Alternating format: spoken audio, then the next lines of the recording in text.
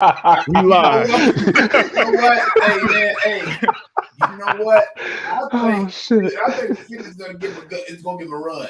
Yeah, hey, we live, we live, we live. Hey, good evening, everybody. Welcome to the Unlimited Truth. This is the 1 year anniversary show. So for everybody viewing, just want to give you a heads up. I am going to pick a winner in the comment section today, tonight, to win a 3 month Game Pass Ultimate code, and I'll be giving it to you, and I'll tell you how. After the show.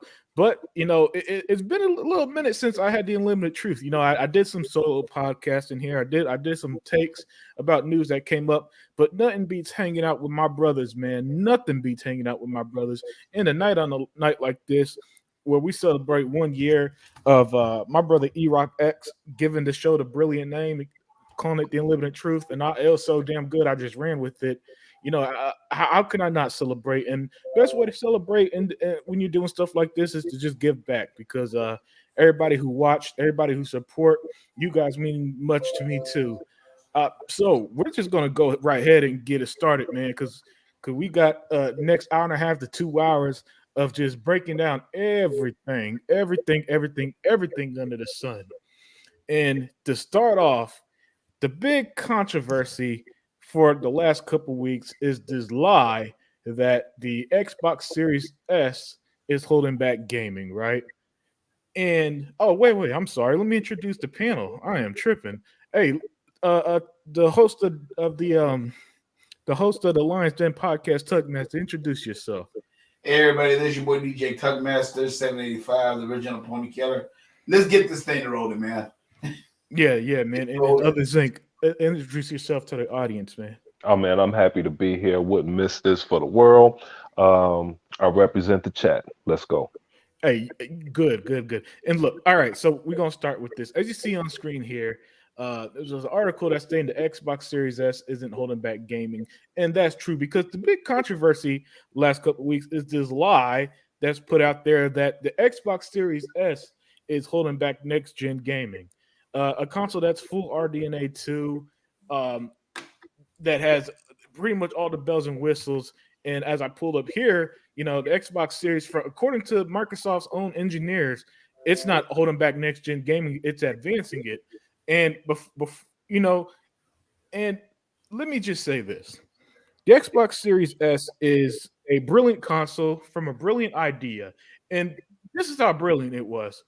Microsoft said, all right, we're going to create a console that's affordable yet next gen, that can play all the games and still have all the bells and whistles for the most part. Yeah, it's not as powerful as the big boy Series X, but to most gamers, that don't matter.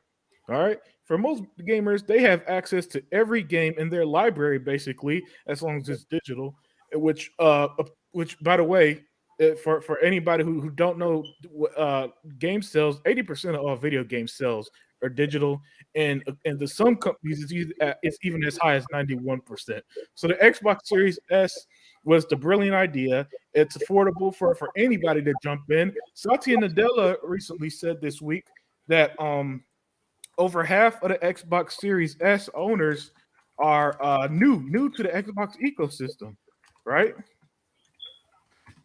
And so when you just break it down to its core, right? You see that the Xbox Series S is just not only brilliant, it's been a great entry point for the Xbox community, right? And it's not holding back gaming, not even close. We're talking about the Xbox Series S, which it was reported this week, A Plague's Tale Requiem runs better on the Series S than what console? The PS5. PS5. All right. We also found out, and Tuck, you brought this to my attention. What game is running better for Call of Duty? Say it again. You brought it to my attention about Call of Duty. Well, I'll put it like this, y'all. I mean, it's just like when everybody want to talk all that noise about the Xbox Series S. The thing about it is, let's put it like this. They did a video comparisons with, the Xbox Series S and the Xbox X and the PS5 and all that stuff, which is fine and good. But that's the reason why I say I don't want to hear these developers go up there and cry that they can't put in 60 frames per second because of Call of Duty can do it, and they did it. So these developers can't sit up there and tell no lie, saying that that they can't do it because they're full of crap. I don't want to hear this stuff about because that's all that we go through with the Xbox. All the Xbox holding them back. Xbox always holding them back. No, what it is that you just don't want to get off your ass and do a damn thing. That's all it is to it. I mean, I know that you're gonna always take the cheap narrative on an older engine, no matter what. But see, the only thing what I'm liking what the people that made the Batman game, the people who made the Batman game, they just didn't have time to orchestrate all that into the game because they already took some, they wasted their time on the older generation consoles already. So when it came down to that, yes, I can see because they had to push for time. They had to come out with it, and when they came out with it, fine. But as far as I'm concerned, that game runs perfect. I love that game. That game is just a beautiful game, and I'm very sure that they'll do a patch and do a performance mode for 60 frames per second. But ain't no way in the hell you gonna sit and tell me that Call of Duty got this Xbox Series S running at 1440p, 60 frames per second, and there's no way in hell that you're gonna try and tell me a developer can't do it. Because I don't hear nothing about no Xbox Series X bottlenecking. If it's anything that's bottlenecking, it's be that PS5 crap. Because instances or Tuck, hold on, Tuck, sorry to cut you off, but let me throw this in, man. Or there's another piece of gaming equipment that's always being scaled up and down. People don't want to talk about it, but PCs. You don't think that affects anything? Yeah, it does. Somehow, the bottom of the rung PCs are inescapable for this level of criticism. But you want me to believe that the Xbox Series S, which has all the bells and whistles of the X, just not as possible, is holding back next gen gaming? Come on now, we're talking about a console that this is an objective fact that you could Google right now. It has more 120 frames per second games than the PS5. You said that on your other unlimited show, that it was, I think you said it was 87, and it's a simple Google search that you do. I mean, 87 games that they have that run at 120 frames per second, and Sony sitting here with 20. And here's a better part of that. The Series S, it was constructed that way. And this is, I talked before about how in school, we were taught the Microsoft way. You pit two groups against each other and see who wins. I would have lost this battle to Phil Spencer because my model would have been a selfish model. I would have created two consoles just like the PS5 and the PS5 without a disc. I would have created two to go straight ahead to kill them. Phil Spencer said, no, we want to make an affordable option. And we want to win everything. He made an affordable console with the same CPU as the Xbox. That's why you have more 120 frames per second games for the Series S than the PS5. The PS5 is last gen architecture. That's why they were able to come out in front at the beginning of the generation, because everybody knew how to work on that piece of shit already. It's easy to program for. To start off with, you always have to learn new technology. And the thing is this, all of this discussion derived from a soft Jason Schreier type worker he wasn't even a developer, making some damn fish game that you can put on the ColecoVision, and everybody want to take what this guy says and run with it instead of listening to someone intelligent like Jason Ronald. You rather listen to this fish dude, and he made some other terrible game. I equate it to this. One of my boys, he's Puerto Rican. His wife is Puerto Rican. His wife makes this Puerto Rican rice, dude. Listen, I can't eat other people's rice. I can't even eat bought rice because of this. I don't care how authentic the place is because of this rice she makes, right? This dude, you get out of what you put into something. She put work into this rice. This dude probably uh doesn't want to grind. What's that word that they use nowadays? We don't want crunch. Don't want to put the crunch in to learn something. Just like Tuck said, Call of Duty runs it at 120 frames per second. People want to take a shit on Halo Infinite. It has 120 frames per second on the Series S. The Coalition could have Gears running 120 frames per second. What's wrong with those people? You know, it all depends on if you want some terrible ass rice, let me make that shit. Or let some soft motherfucker like Jason Schreier make your rice. Because he can't do it. So he'll just rather fall back and talk shit about it. So everybody is talking about, even I listened to one show say, in the future, the Series S is going to hold back the consoles. No, it's not, you dummy. Yeah, that's not how game development work. And before I introduce this next man, let me go to the chat, man. Hey, 100. Thank you very much for the $50, my brother. Happy anniversary. Thank you, 100, man. For those who don't know, 100's been pretty much supporting this channel and all of us since day one. He is a pillar of the Xbox community. Go check out his channel. Go check out his videos. They're always on fire. And he does the Xbox Has No Game show every Saturday night. Also want to give a shout out to Daya 4568. She's always been here. Wonderful person. Jago, GA Attic. And Attic, if you still need help on that Mr. Freeze boss fight on Gotham Knights, let me know, man. I'll try to join up with you this weekend.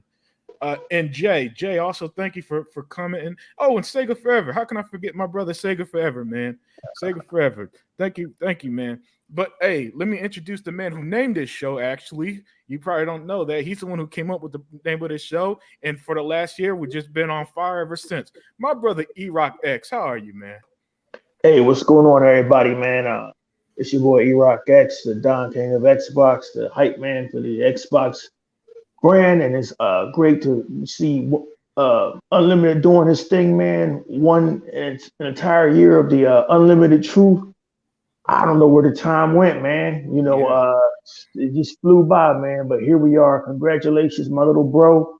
And you deserve all the success in the world, man, because you've been out here putting in work, getting that truth out there, and letting people see that gaming is something that we should be enjoying. Yes. It's not supposed to be a battlefield. It was never supposed to be a battlefield. But hey, man, all we can do is let folks do what they do, and each one try to teach one. If you don't want to learn a lesson, we can't help you. But here we are, brother. Hey, man, that is wonderfully put, E-Rock. And so, E-Rock, our first topic, as you can see it on screen, right, about the Xbox Series X. Okay, good. Yeah, so the first topic for tonight is all about the Xbox Series S, the wonderful $300 console that's going to be at $250 this holiday. The one where, as the CEO Satya Nadella said, over half of Series S owners are new to Xbox, so it's bringing in people into the Xbox ecosystem. We're being told that's the one that's holding back gaming. Hold on, on. Unlimited. I apologize. Let me stop you. I don't like catching you on the lie saying that it's going to be $300. That's $300 with Call of Duty.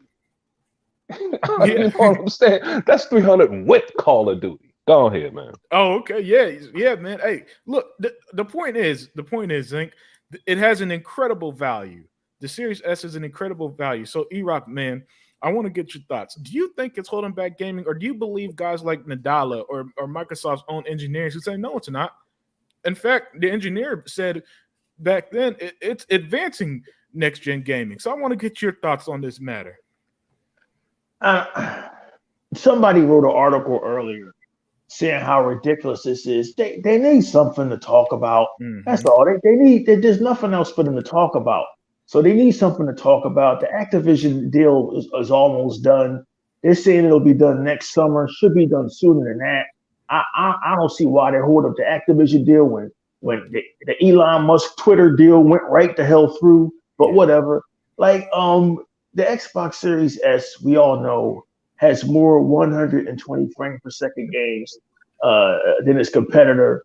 When it comes to horsepower, it's as powerful as its nearest competitor, minus some GPU horsepower.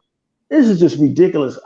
We're having this conversation because one dude who isn't even a developer was on a show and had some comments. This is ridiculous. So it's so crazy that Call of Duty itself, the game that everybody worships and it has everybody in a panic, Call of Duty itself running at 120 frames per second, debunked that. Every game that's come out for the Xbox Series S the last 2 years has debunked that. So I don't even know how this became a thing, man. I don't think Xbox Series S is holding gaming back because I have a functioning brain. I don't, you know what I mean? It's just what the fuck? Like, you know, this whole shit is just crazy. Like, I can't even imagine that there are people on Twitter even running with this. Like, this is crazy, man. Like, the Xbox Series S basically was made to be your gateway into next gen. Yep. And at first, I questioned the idea of making two consoles. Same. But apparently, by the sales of it, I now see that there must have been some brilliance behind it. See, this is why I don't run a corporation. I would have just had there been one console out there for $500, but the $300 Xbox Series S is selling like hotcakes. Yep. And it's getting people into next gen that would have never been able to afford a console otherwise. And I have been there before. Man. The only reason why I have the Xbox Series X was because back in 2020, I had the money. It hasn't always been like that. So and you know what, E-Rock? And the thing is, man, it's like people swear up and down they understand marketing.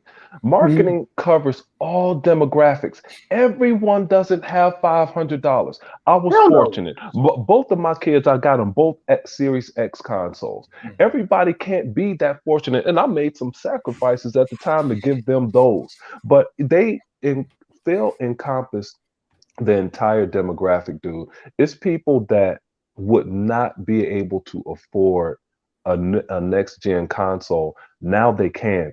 $239 at Target. Hey, other thing. I've always said, because I haven't known you long. I haven't known my little brother, Unlimited Production, long. And is that Tuck in here? Who is that? Yeah, that's Tuck. I haven't known Tuck long, but I've always said since the Dreamcast launched, man, September 9th, 1999 at $199. I've always said that $200 to $300 is the sweet spot for new hardware. Now I understand that times change. Hardware gets more expensive.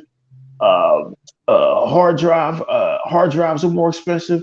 But if you can get that console down in price, it will sell. Hey, isn't that why the PlayStation 4 sold like hotcakes last generation, during the 8th generation? So now it's flipped, and the Xbox Series S is the most affordable console with power straight out of the box.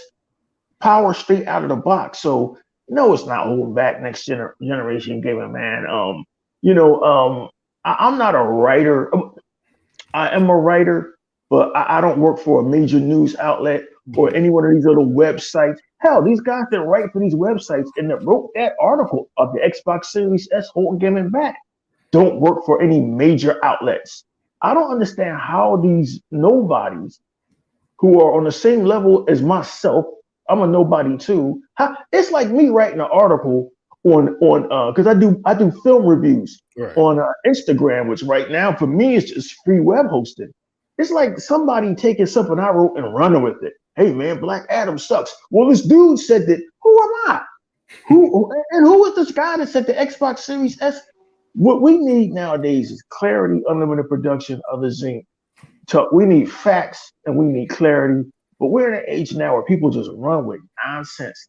But the And see, Xbox, in Iraq, just what you said, that's why I said the other day, I was so glad we had that you elected to have a show. Because, dude, I understand that we hear what everyone else thinks during the week if we have the opportunity, but people want to hear what we have to think also. People want to hear Iraq's opinion. They want to hear Tuck's opinion. I just got on Unlimited in the green room because one of my boys said, "Hey man, remind Unlimited I want to hear what he has to say." Sometimes you get carried out and orchestrating the show and being the leader of the show. We don't hear your opinion. And a lot of people value your opinion. I mean, everybody has an opinion, and I don't agree with a lot of these YouTubers. I'm like, you No, don't hell even no. know what the hell you're talking about. So why am I listening to you? You know? So yeah, people value your opinion and they want to hear your perspective on things. it seems like if you get 200,000 subs or 20,000 subs, some of these guys, I think they know everything, only have 20,000 subs or 50,000 subs. That ain't shit. As Nope. Unlimited Production said, this YouTubers out here has got millions of subs. And a lot of these guys, because they have a huge subscriber base, they automatically have a voice. Hey, And I'd rather tell the truth, and the truth is that the Xbox Series S is not holding the gaming back. I'm a land my plane. Is that what Sega Man says? I'm a land yeah, my plane. that's Sega Man's thing. Yeah, Yeah, yeah, that's Sega man. like if you got $300, right, and you want to entry into next generation gaming, and you don't have half a fucking grand, yo, man, this is the way to go. But I mean, no, man, I'm gonna answer this. Xbox Series S ain't holding gaming back, and Call of Duty releasing today just debunked that. Hey, yeah, hey, that is absolutely spot on, Iraq. And I do want to give some. I love giving perspective, man. Love giving perspective because you brought up the YouTubers, right? Who the know-it-all YouTubers who get a modicum of success on here and think that they're just God's gift to gaming. Guys, I was just reading the article today. There's a YouTuber called Mr. Beast with 107 million subscribers, and Damn. he's worth like 1.3 billion dollars, and he's just some YouTuber. And on the article, he has pictures with The Rock and all this other shit. I promise you that ain't no Alex that Alex dude ain't taking pictures with The Rock or none of that shit. They ain't getting nothing backstage behind the scenes, nothing at any games. They just talking like we do, except Yep. the difference is we don't need to sit here and lie to you. We don't need to sit there and bullshit you. We don't need to make suspect comments, like a certain somebody. We just give you straight facts. And not to get off topic, Unlimited Production, I'm gonna make this fast as hell. The thing I don't like about a lot of these bigger YouTubers is they don't do something that excuse me, damn, us smaller YouTubers do is put somebody else over. Yeah. Like we say in the wrestling business, like would the Ultimate Warrior have been as big a star as he was if Hulk Hogan didn't say, "Brother, I'm gonna put you over"? You know what I mean? If a YouTuber that huge or as big as Oh No It's Alex with 20,000 subs or 20,000 subs for Crap Gamer would say, Unlimited Production, I'm going to put you on my show and let you have the mic for a few hours. Imagine what that could do for you. But these guys won't do it. That's why I don't have no respect for them. And I stay in my lane and I hang with the people that I know, man, because a lot of these bigger YouTubers, man, they forget from whence they came. The Oh No It's Alex's and the Crap Gamers and that big dude you were saying, they forgot when they had 1,000 subs or 100 subs. They forgot about that. Man, give back. Give something back to gaming. Give something back to the community. Put At, at somebody the at the same time, though, Iraq, sometimes these cats change. And like you were saying, I like to keep. I'm glad I hang here. Like it's been a few people that haven't changed. Like 100 hasn't changed. He the same dude. Yeah. Right, he the same motherfucker. And the Flip Money is the same dude. Live Wires is the same dude. I mean, when you don't change, those are the people that I gravitate towards. I don't give a damn how big you get. Just tell the damn truth. And I know it's just a game. But it's some shit that I love. I always said that. I love Pong in 1976, and we argued over the dial versus the levers all the way back then. Okay, all the way up into today. But it seemed like there's been this poison that has been permeating through the community. And I just won't stand for this shit. Hey, get this shit right. That's why I like the unlimited truth. Hey, simple facts put you over the hump. I'd rather have that shit all day. Yeah, there's only one thing about it. Everybody in this damn group that we talking to, we haven't never changed. Everybody in this damn group with Mr. 100's people, everybody in the same damn group, ain't none of us have changed. We're not gonna change. And that's one thing I'm loving about all of y'all, because y'all gave me a voice. Y'all gave me a chance to talk out and do what I need to do. And I mean, it's kind of like helped me out in the long run, because I like to talk. But hey, I've got more knowledge about gaming than I ever have had, because I didn't have always have had been in the gaming, but the knowledge that y'all cats give me, all that do is make me a better person. And that's all I gotta say about y'all, because y'all are real. Y'all not fake. Y'all real, and I appreciate everything that y'all have done for me. Hey man, it's look, man. I say, man, the thing we don't do in and I'll let Unlimited get back on subject, man. The thing we don't do in this Xbox community, especially the brothers, the brown people, whatever you want to call it, is we don't help each other out. We don't help each other out. So my thing always has been, man, like, Unlimited production. Give him the mic. See what he going through. This dude was shy. This dude was shy in the beginning. You know what I mean? He was shy in the beginning. He didn't have a voice. He was always in my comment section, writing big ass college dysenteries. I was like, yo, man, this motherfucker need to have a voice. You know what I mean? Kenny Jago. He need to have a voice. You know what I mean? I tried to hand the mic off to a lot of people. NWO Prime, he's camera shy. These guys need to have a voice. Sega Forever, he was like a shy dude, man. He's out there doing his thing, all the way from Hawaii. And Tuck, man, give Tuck the mic, right? Give Tuck the mic. See what he do. I know y'all. Every time you listen to the Exile podcast, we always clowning around with Tuck and joking with him. But that's our brother. We love Tuck. Yeah. He is now established that when he is clear and don't have a belly full of chitlins and fucking grease, that this motherfucker has a coherent thought, and sometimes teaches me some stuff. That's what happens when you give somebody else the mic, like Kid Smooth did me 6 or 7 years ago, however long ago it was. You know what I mean? We got to help each other out, man, and help each other grow. But that's all, man. That's all it is. Hey, man, real quick, man. Unlimited Productions, I would say Dia 4568 is Unlimited's best friend, but it's not. Dia is my best friend. I love Dia. Saying here what they appreciate about Unlimited, it's a place where you can go for Xbox content. And reliable. It's reliable. Correct. And, this other guy said on another show, Sean's show today, said he was so glad that, to hear some Xbox commentary, because he was trying to listen to some Xbox talk and on what's his name? Colt Eastwood's show. And he said, man, I can't stand Gaz. And it's what pissed me off about Gaz. He kept talking about how great Sony's games were. Well, motherfucker, why don't you play that shit?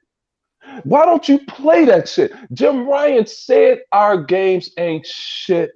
That's why we need Call of Duty. He said this shit.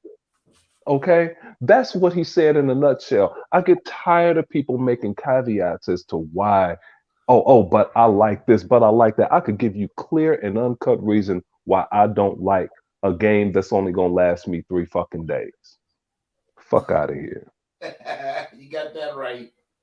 You got that shit right. I mean, there is so much doggone bullshit that's going on with gaming and everything, that they just, they always trying to down Xbox and all that stuff. Always trying to down Microsoft.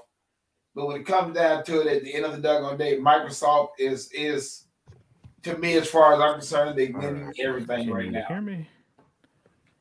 Hey, can you hear me?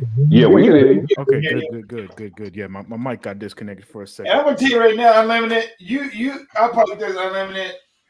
Now, ever since I've been knowing you, all you do is just put facts. Yeah, You ain't gonna go out there and just put no lie out there. That's one thing I will give you. yeah. Hey.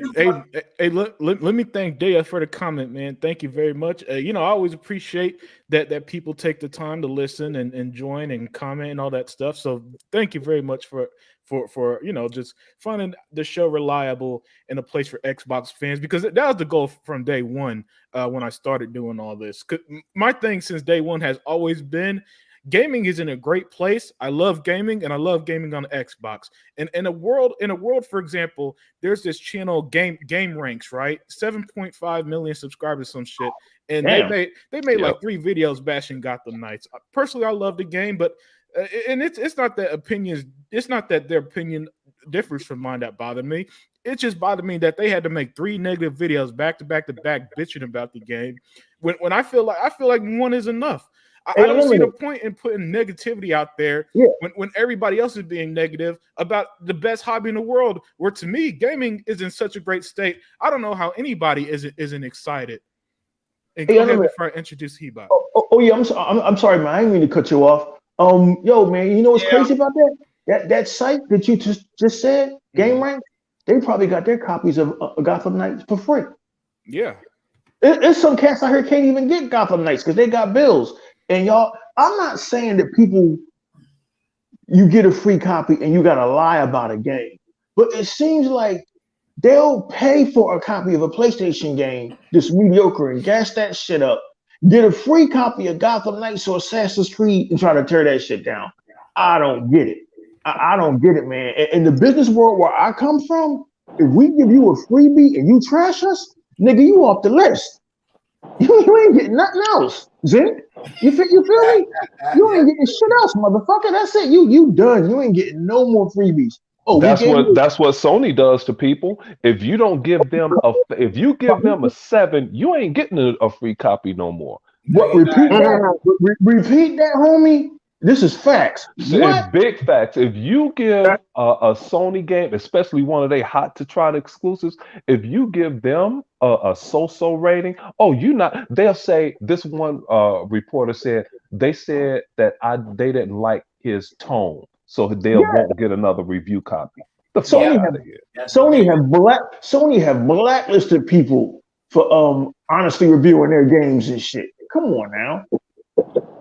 Well, Game Rant does multiple videos because it brings them clicks, brings them revenue. Hey, When they see, Hebot. that's what it is. Hey, what's going on? Hey, what's up, Hebot, man? Introduce yourself, my friend, and then I'll let you talk on the first topic. Yeah, it's your friendly neighborhood grandpa once again joining the Unlimited Truth, celebrating the 1-year anniversary. First and foremost, congratulations, brother Unlimited, Thank you. for your milestone. It's not something that it's easily done. People don't understand how hard it is to really do a show and to have consistency and to have a good round table around you of guys or gals that will sit down and have good talk and chemistry. And first and foremost, respect, right, for each other, because we could agree and we could disagree, but that's not something that just anyone can do unless you have real character and respect for one another, right?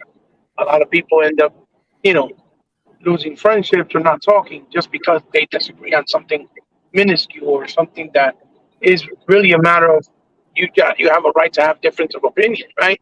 Mhm. So for you to be able to create this platform that I tried to do myself a while back, we got next, and really haven't had much success because I haven't been able to have consistency. But it's hard, really hard to set it up, make the time, having having the mindset, the health, all that comes into play, right? And even time, because we all work, we all have lives, we all have family, we all have really big, civic duties in our lives to either our family or to loved ones and or people that we just know, right? So to hit this milestone, it makes me really happy to see, and it makes me feel proud of you, and because you've been, bringing fair content, real content, right from the heart. You try to be as honest as possible, and you even give people that you shouldn't give because they sound dumber than an ox the benefit of the doubt. You've always been very characteristic with a lot of, respectful approach to how you do this. So all all of your success is 100% deemed worthy because you've done nothing but try to bring positivity to a platform where we all know, being here since 2013 myself, that no one really knows how to have that consistency, or they use it for the wrong reasons, and they just forget that gaming, first and foremost, like you always try to say, like we all try to say here, is for fun. It's to have a good time, and calling out bullshit, but doing it in a respectful way. And most of these dudes don't do that. They sell themselves short. They sell themselves out only for that click, only for that, for the people to come in and keep supporting them for the wrong reasons so that they can keep getting that revenue, even though their audience is not real, right, to them. They're more about because they follow a narrative or because they give them what they want to hear, even though it may be bullcrap, right? Sorry to cut you off there, Hebot, but it's weird. It's weird when they follow narratives and it's something that they don't even believe in. And so right. for me personally, I'm one of those people. If you don't believe what you're saying, I really ain't gonna sit there and listen to you speak. Right. Well, I mean, you could be proud that you establish a platform, right? Mm-hmm. Where just like myself, people go, but you only got 1,000 subscribers. Yeah, and it took me damn near almost 8 years to get there since 2013, right? Let's do the math. It's going to be 2023. It's almost going to be on 10 years in 2023, even though it may not sound like it, but it's been that long. And E-Rock's been there as well, right? It shouldn't have been that way. It shouldn't have been. But here's the thing, E-Rock. What I'm trying to say to Unlimited, we have something that many don't have, right? That may have a big audience, and that is that we know that the audience that follow us are real to our brand. They trust us. They respect us. You get what I'm saying? And that is an absolute fact, man. The comment section, they just be on fire. And let me shout out Mr. Kima and Spencer Williams for joining us tonight. And for those viewing, please don't forget, keep commenting. And I'm going to pick a winner for a 3-month Game Pass Ultimate code to give this a winner as a thank you. Let me address Mr. Kima, not Mr. Kima, but Spencer Williams' comments here. He said it's a well-known bad exclusives for Sony get bumped up 2-3 points. Nintendo Xbox gets knocked down points for being exclusive. They usually bash a lot of Xbox and Nintendo's exclusive, hoping the score will cause them launch on PlayStation. It's a sleazy tactic. And he said journals and YouTube influence with that Sony money, which I'm gonna address that Sony money in a second. And the Bayonetta 3 smear failed, and journals had to switch gears and start praising it. Guarantee if it succeeded, they would have lowered their scores more. Oh yeah, definitely. Look, Spencer Williams, I said it. One of my very first videos I ever did speaking on this gaming stuff. I said, gaming reviews is just a form. Video games reviews is just a form of marketing anyway, because nobody reads reviews, nobody actually gives a shit. They literally just go to the end, see the score, and then this game is trash. Well, I mean, fanboys use it because they just want to use it for their narrative, right? He from my experience, it is not just fanboys. It is a general thing. People look. If you type in "Gotham Knights review," you'll see somebody just post a Metacritic score. He's a big YouTuber. Yeah. Oh, the game is trash. Yeah, that's what I'm saying. For just to so they can have something to fight for their narrative. And whether it's hating on Xbox, whether it's praising PlayStation games, whether it's hating on games that are multi-plat because they don't like the fact that they don't want this game to get praised because God of War is coming out, let's say in a week, and they want God of War to get praised. And get what you I'm know saying? something? Exactly. And then sometimes when you read these articles, if you just picked a random article that gave a bullshit game like Horizon Forbidden West 100, if you Yes. read it, you'd say, and why did they give this damn game 100? Oh, we yeah, we that's a understood great that point. shit a long time, man, seriously, Yo, 30 how years many ago. how many reviews of the Last of Us remake was like, well, this game is unnecessary, but I give it a 10 anyway type Yes. shit. Absolutely. Yeah. That's what I'm talking about. They all, and then you get pieces of shit like Ryan McCaffrey say they're just fanboys. No, motherfucker, you the fanboy. Because you start this bullshit. He could do a perfect interview with Bonnie Ross. She told him all of this information about 4 years ago. And this jackass turns around and want to believe what he and Jason Schreier are talking about. And you just had the head of a company tell you why they did things. And here you just went against what she just told your stupid ass. Right. Well, Ryan has done that. Like, do you remember His whole career. when he went as soon as he went into IGN, he was the Xbox guy, but he still was not a true Xbox guy. Hey, Hebot, and here's the thing. It's not that you're an insider, I'm an insider. Ryan, it's what the fuck you said. Ryan McCaffrey said, I was a PC guy and I sent out resumes and I got hired at Xbox Magazine. And he said, damn, I got hired. I'm happy. And then he sat up in his chair. He said, I don't have an Xbox. I guess I got to go get an Xbox. This motherfucker. But see, I listen to people, dude. And it's part of my profession. I'm a marketer. I listen to you. So I can market your product by what you tell me. I listen to these motherfuckers and they incriminate themselves 100% of the time. This motherfucker, Ryan McCaffrey, don't play games. He's a shit talker. I listened to his whole career. He ain't shit. But that's what they do, though. That's their occupation. Like E-Rock. I'm so glad E-Rock brought up this dude. I wrote that motherfucker's name down, too. E-Rock's friend, this journalist from way back in the early 1900s. He's like, nah, I don't give a fuck what I say if it's true or not. It doesn't matter. These motherfuckers they gonna hype up what I want. You remember other thing? He was the one that did the interview with Phil, and instead of talking about Xbox, he's talking about, so Phil, how does it feel you guys having to have a console like the PlayStation 4 be a beast of a console? Did you hear that shit? You guys? Ryan McCaffrey think we forgot this and shit. I'm hey, like, Phil, what he said, hey, E-Rock, Heba, what he said was, hey, Phil, but what about the PS4? The PS4 is a this beast of a console. When the shit when it was a minimalistic thing that was never even proven, because the whole argument was PS4 can do 1080p games and Xbox couldn't yet. Yet the Xbox One still to this day was the only console that had real games 1080p in 60 frames, and the PS4 had none. Zero. Hey, hold on. Nada. Hey, check it out. Nothing. Hey, check this out. That was in 2013. You know what? It's 2022, and the PS4 still does not have one game 1080p 60 frames per second locked to this fucking day.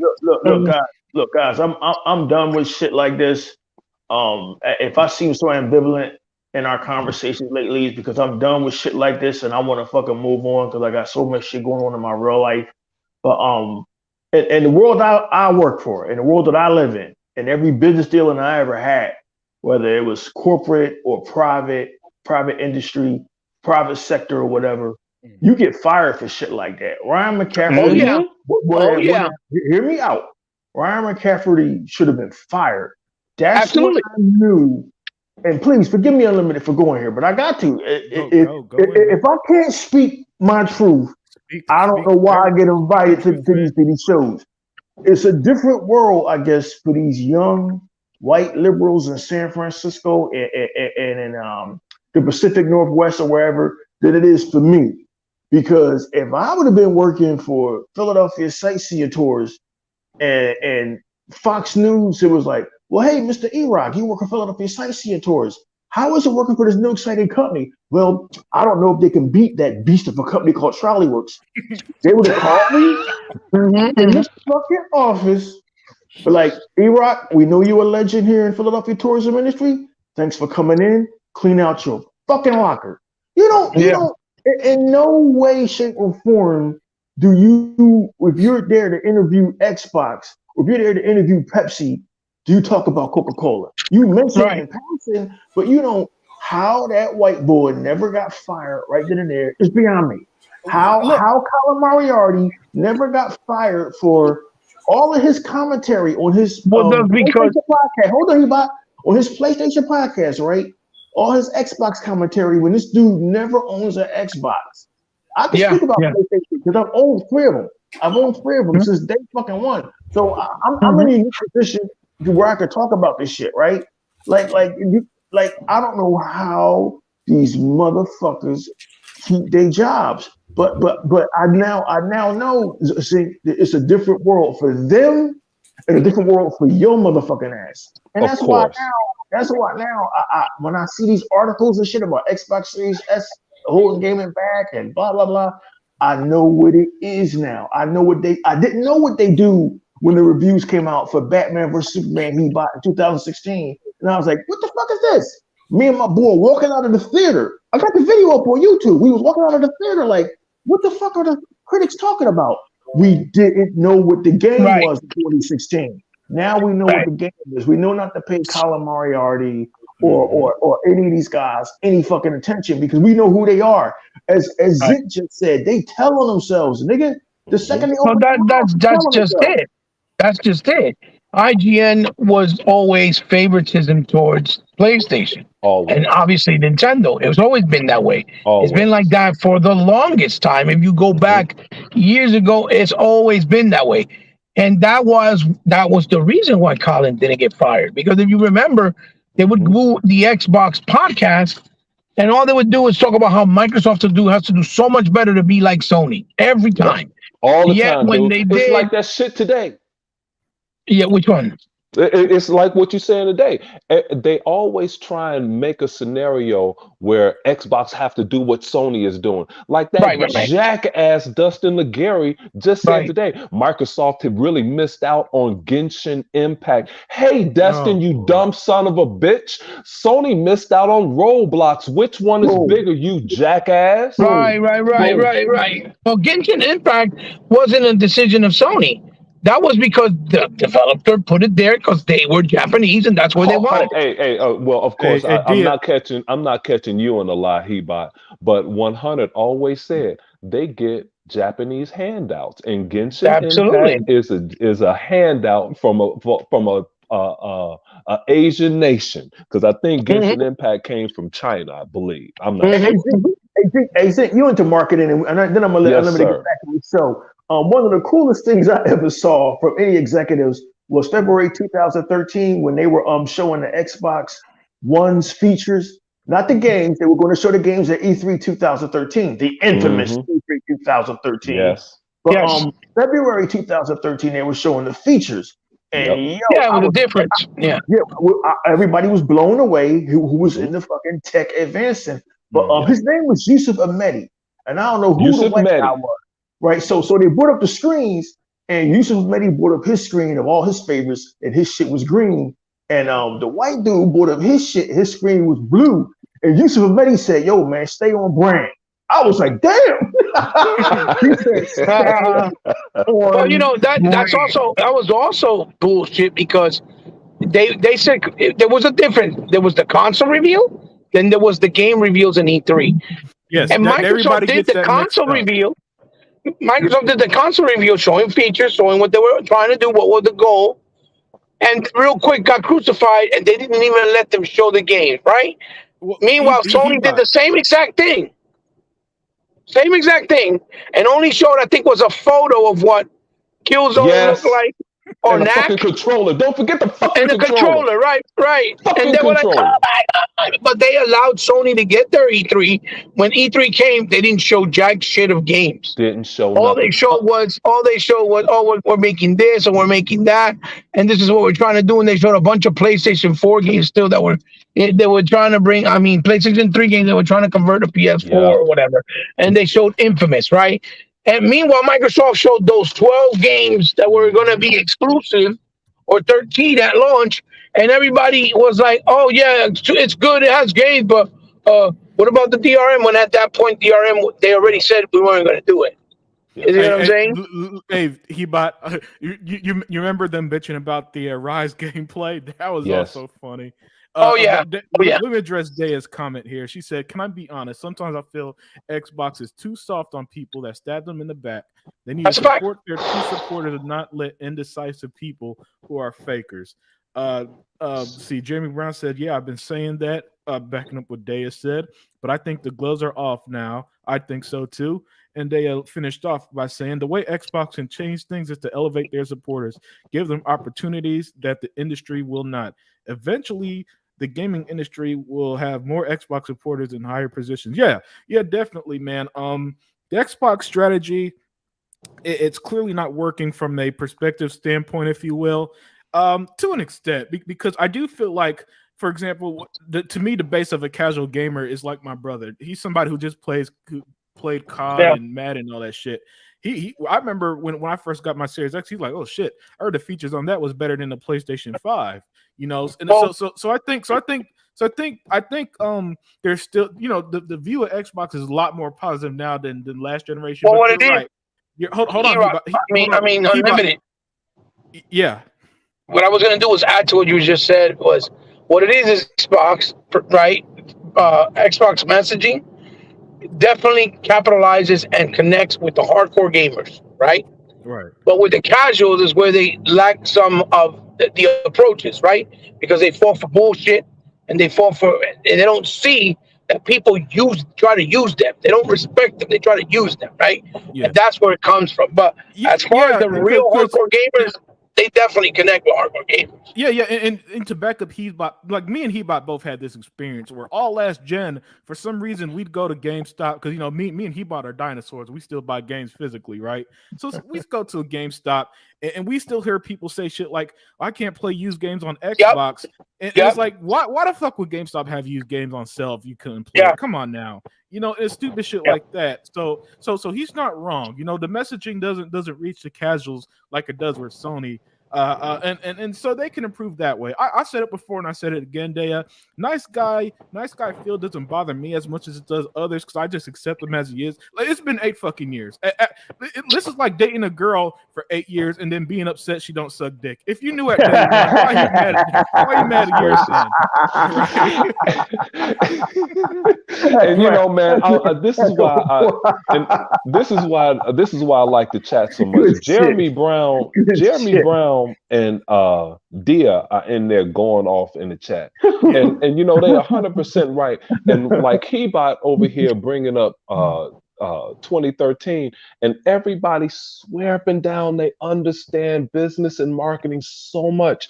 When you have a new product, you have a show to show your shareholders this is where we're going.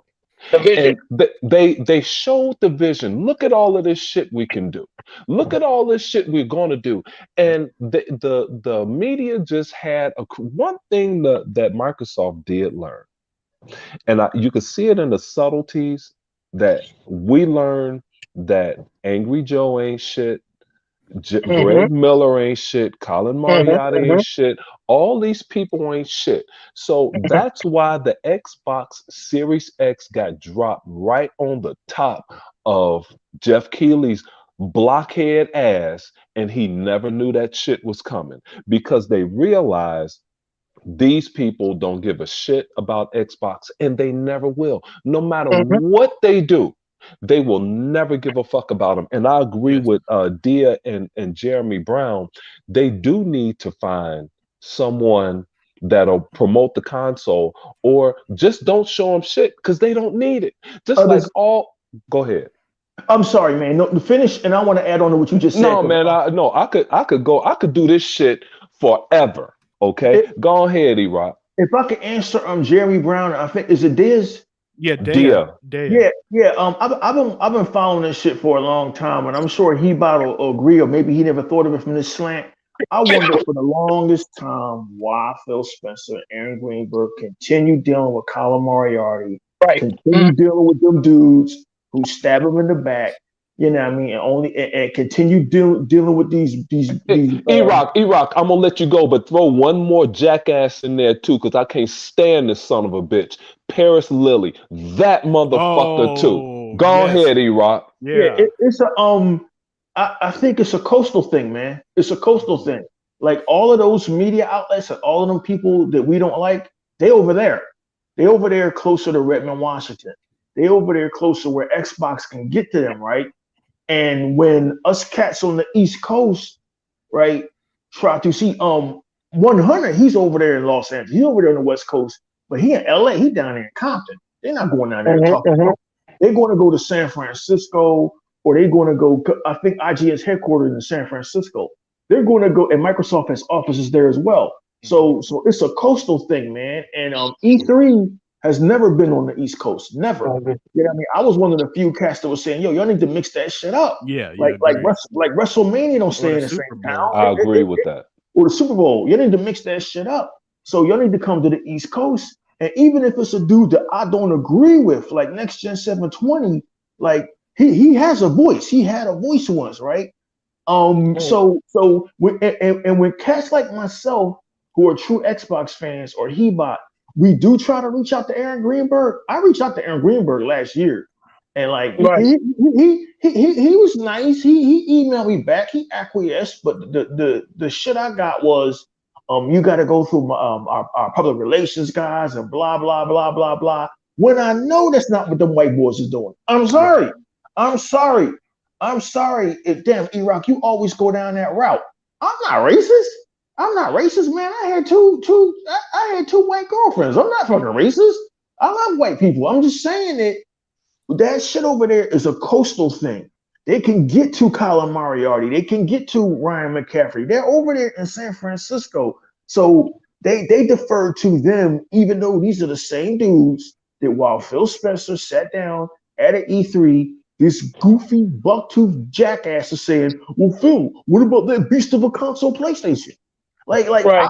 I would never think in a million years of finally getting an interview with Aaron Greenberg or Sarah Bond or any of them Zinc, and then stabbing them in the back to advance my fucking career. Right. Even the dude that I don't like, the God of War guy, what's his name? God damn, David Jaffe. Even David Jaffe. Dude, he doesn't have good business perspective at all, but he's a genius developer. At least he was making God of War. And the way his fans dogged him out because he said the shit is DLC. It's DLC, motherfuckers. They dog walk. Yeah. They right. killed this dude. Yeah. And it's weird that Sony, but he still sucks on that Sony cock though. That's the problem. Yeah, he does. He bought. But before we move on to our next topic, man, you're spot on. For some reason, and Jeremy Brown brought this up, or maybe a Spencer Williams. Forgive me there.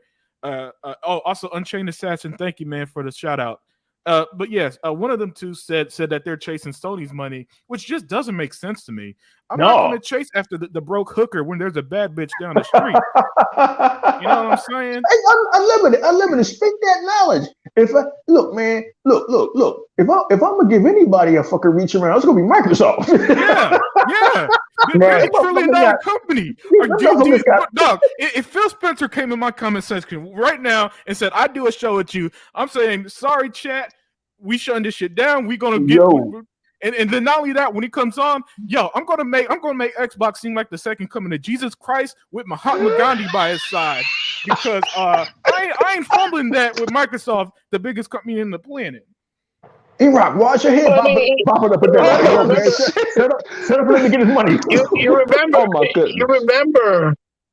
You remember he did Drawn to Death in the beginning of the generation, I believe, and they didn't market that game at all, and the game completely failed.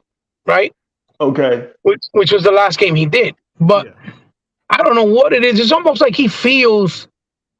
It's almost like he feels he owns Sony something because they gave him his opportunity to do God of War. They kind of Right? made David Jaffe. It wasn't just God of War; it was Twisted Metal too, wasn't it?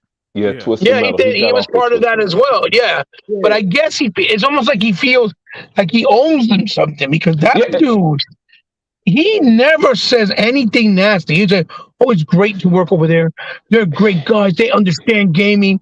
Oh man, they love the product and the game. They got Ghost of Tsushima. It's amazing. He Death did. Stranding is amazing. See, he was Ratchet and about to Clank catch is me in a lie. amazing."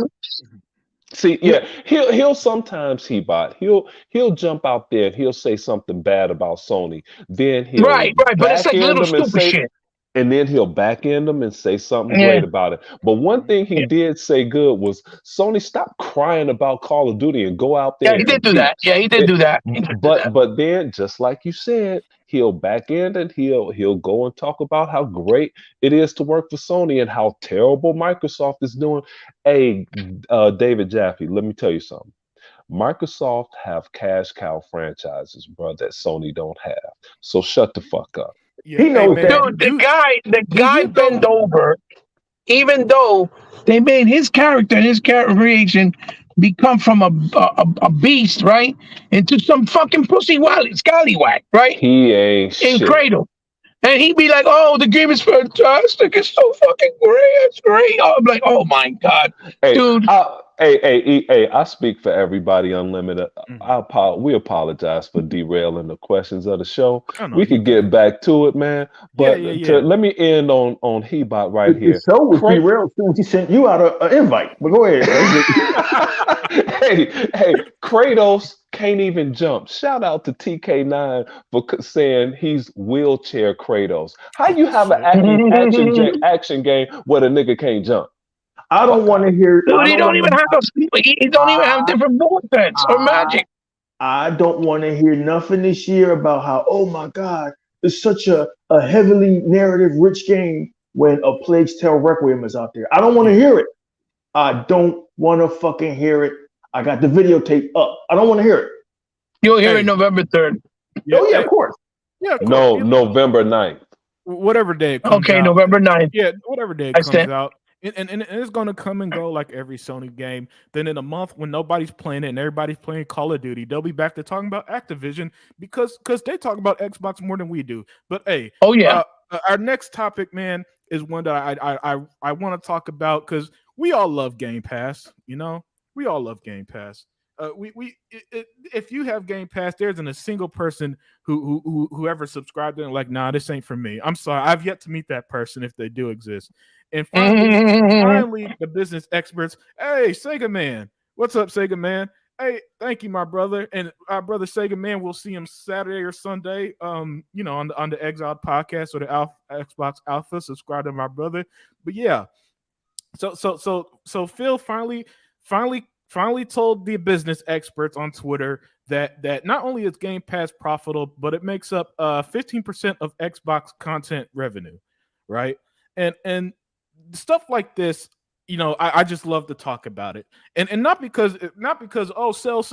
I thought numbers don't matter. No, in business numbers always matter. So that's one thing. But the thing is, the measurement of success changed in 2015, 2016 when Phil said, "No, we don't count boxes no more." And y'all fought so hard against it. Y'all fought tooth and nail against it, pretending that Sony's 100+ million consoles sold was the path to success. As we see, no, it's not. You know what I'm saying? It hasn't been the path to success. Game Pass has, and You can't play consoles. And while the headline that you see on screens is a little bit what's that word clickbaity, trying to say the subscription growth is slow. There's more to it than simply that. You know what I'm saying? Because my goodness, I can't wait for my turn. Yeah. For example, the PC. First of all, the PC growth is like 179% growth on PC Game Pass, something crazy like that. And the subscription growth is more like they didn't meet this specific number for this specific quarter. It is not a reference of, oh, well, I guess they peaked at 25 million or nothing. So don't believe people who are telling you that it's on a decline or nothing, But yeah, so Game Pass, Financial success, already profitable 5 years in, or however long it's been, 15% of their revenue. And by the way, that 15% is just Xbox, not the PC revenue, by the way. And so I'm going to Right. start out with my brother Tuck Master, because he hasn't spoke for a while. So I don't know. He might, Tuck, he live in Oklahoma, so he could either be eating them ham hocks or hunting the deer. You know what I'm saying? I think that's where Bigfoot was spotted. So he be trying to find Sasquatch in the mall. So Chuck, if you're there, what are your thoughts on Game Pass being profitable? Well, for number one, I'm gonna take him down. I got another one on that one too. Okay, just besides that, okay, look at this. What is the big thing that these PS tech is always talking about? We only got 17.5 million consoles out there, and we got 21 million. Okay, bitch, that number then dropped. We only a million behind, damn it.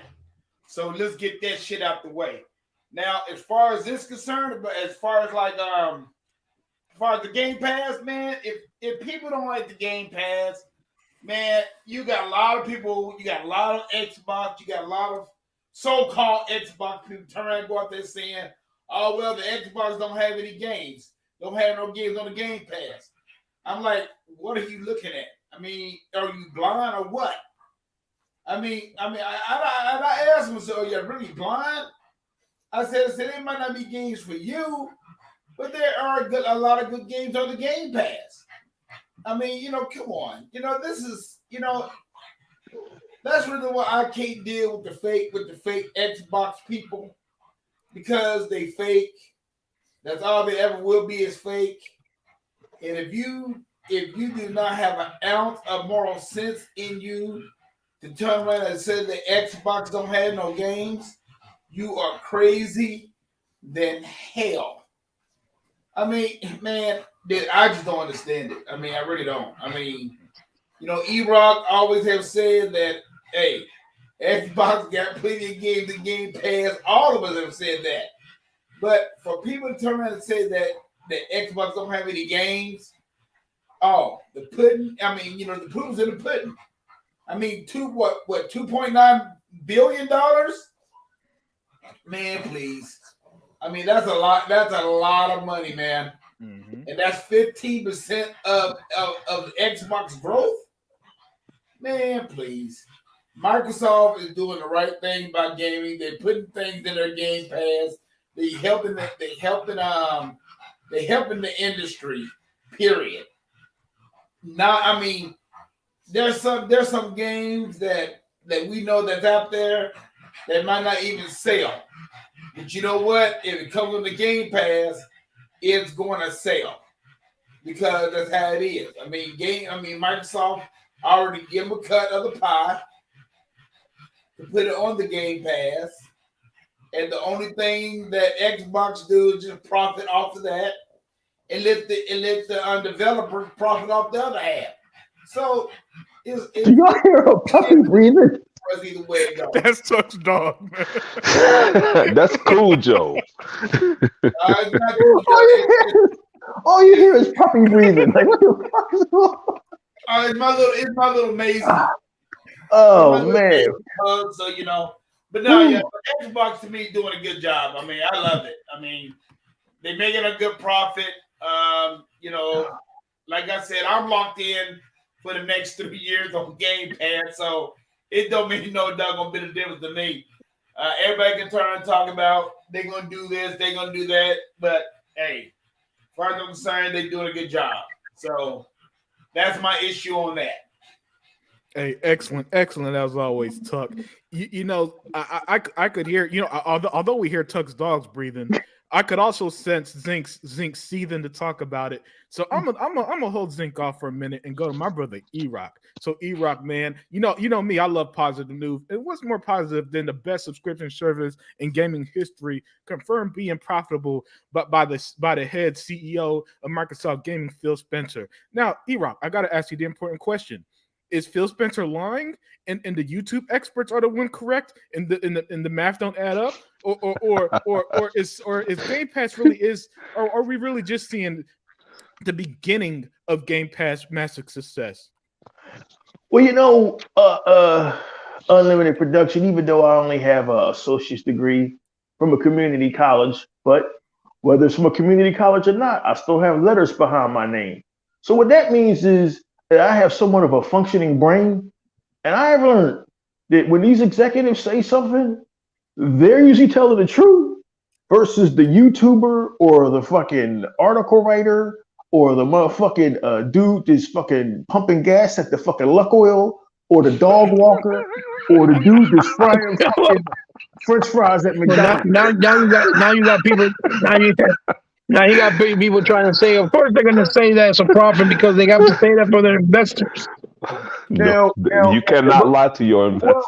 You cannot lie to your investors. So that when David Zaslav has the heavy watermelon balls to say, yeah, we're never putting out Batgirl. We canceled that shit and we're taking a fucking write-off. You better believe that you ain't never gonna fucking see Batgirl. So if Phil Spencer says that Game Pass is profitable, so he's going to lie to his investors, the Security Exchange Commission, the shareholders. No, children, no, it does not work like that. And two, even Tuck's puppies can figure out that Game Pass was profitable. like everybody's paying $15. That's why they're eating good. That's why they eat good. Everybody's paying. Fuck has that extra revenue to buy them the good shit. Yeah, because of Game Pass. Yeah, we like unlimited production. This was news that we already knew. We already knew the Game Pass was profitable. We already knew the Game Pass was sustainable. Like how many Yeah, we knew, but every time Microsoft said release, for example, a couple weeks ago when they said Game Pass brought in $2.9 billion for the last fiscal year, everybody, every business expert went and tried to do the math. Well, just because they said that doesn't mean it was profitable. Oh, you guys don't know the difference between revenue and profit. And then Phil Spencer confirms the obvious, because sometimes you just got to do it. Just confirm the obvious to shut people up.